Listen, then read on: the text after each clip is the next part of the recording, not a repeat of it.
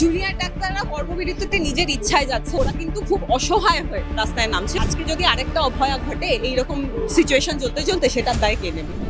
Junior ডাক্তাররা কর্মবিরতিতে নিজের ইচ্ছায় যাচ্ছে না। প্রথমত আমি এই জিনিসটা সবার কাছে পরিষ্কার করে দিতে চাই, তারা কিন্তু এই 3 বছর যারা পোস্ট গ্রাজুয়েশন করছে, এটা ওদের ট্রেনিং পিরিয়ড, এইটা একমাত্র শেখার পিরিয়ড, এইটার কোনো রিপ্লেসমেন্ট হবে না। ওদের আর এইভাবে কেউ কোনোদিন শেখাবে না।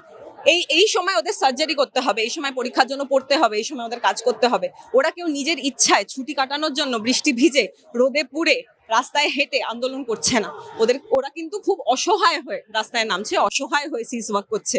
আমরা প্রথমে কিছু কিছু ডিরেক্টিভস এর ওপর, ওরা কিছু কিছু ডিরেক্টিভ যেগুলো দেওয়া হয়েছিল সেগুলোর ভিত্তিতে কাজে ফিরেছিল, জনসাধারণের স্বার্থে ফিরেছিল, যাতে, কারণ জনসাধারণ সেই সাপোর্টটা দেখিয়েছিল ডাক্তারদের। আমরা উই আর গ্রেটফুল কি এটা আমরা পেয়েছিলাম, তাদের জন্য ফেরা হয়েছিল। কিন্তু সেই ডাইরেক্টিভটা অর্ডারে পরিণত হলো না।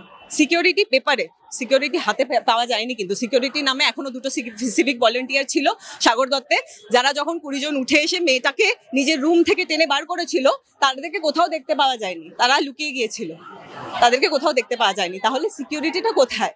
আর আমাদের এইটার দায় কে নেবে? আজকে যদি আরেকটা অভয়া ঘটে এইরকম সিচুয়েশন চলতে চলতে, সেটার দায় কে নেবে? প্রত্যেকটা হসপিটালে আমরা দেখছি নিরাপত্তা নিয়ে সমস্যা উঠছে, প্রশ্ন উঠছে, সেখানে দাঁড়িয়ে হাসপাতাল কেন, এটা তো মহামান্য সুপ্রিম কোর্টই বলে দিয়েছেন কি 50%-এরও কোনো কাজ এখনো হয়নি। 26% সিসিটিভি লাগানো হয়েছে, যদিও সেটারও আমাদের কাছে প্রুফ নেই, এটা জাস্ট একটা বলা হয়েছে, আমি জানি না কতটা কি লাগানো হয়েছে।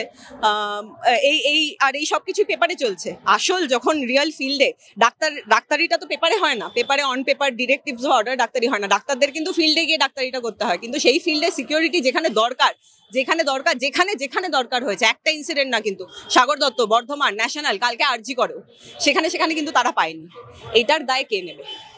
দিদি, প্রথম থেকে আমরা দেখতে পাচ্ছি কিঞ্জলদা একেবারে প্রথম সারি থেকে আন্দোলনে রয়েছেন, এবং কিঞ্জলদার ডাকে আমরা দেখেছি অনেক বহু মানুষ, আজকেও যেমনটা সাধারণ মানুষজন ডাক্তারদের ডাকে, জুনিয়র ডাক্তারদের, সাধারণ মানুষজনও রাস্তায় নেমেছে, আন্দোলন করছে। এই বিষয়টা তোমার কাছে কতটা গর্ব, কতটা ভালো লাগে? আমি শুধু কিঞ্জলের জন্য গর্বিত না, আমি যারা ওখানে 11 দিন ধরে বৃষ্টিতে ভিজে রোদে পুড়ে আন্দোলন করে গেছে, আমি প্রত্যেকটা জুনিয়র ডাক্তার, প্রত্যেকটা জনসাধারণ, নাগরিক সমাজের লোকজন, প্রত্যেকটা কমন পার্সন যারা আমাদেরকে সাপোর্ট করেছে, প্রত্যেককে নিয়ে অত্যন্ত গর্ব, কারণ আমরা আমাদের মানবিকতার দিকটাকে সামনে এনেছি।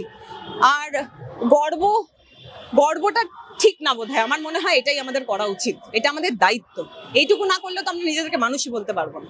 দিদি, প্রায় 2 মাস হতে গেল, এখনো পর্যন্ত বিচার পাওয়া গেল না। কি বলছে, বিচার কি সত্যি পাওয়া যাবে? বিচার পেতেই হবে, এটা ছাড়া কোনো অপশন নেই। আমরা এটাকে ছেড়ে দিতে পারবো না। যেটা হয়ে গেছে, এত বড় ঘটনা, যেখানে এত লোক রাস্তায় নেমেছে, এরপরেও যদি বিচার না পাওয়া যায়, যারা দোষী তারা কি ভাববে কি এটা করা যায়, এটা আবার করবো। যেরকম পেশেন্ট পার্টি এসে ডাক্তারকে বলছে আরজি করে দেবো, সেরকম জিনিসটা বারবার করে শুনবো।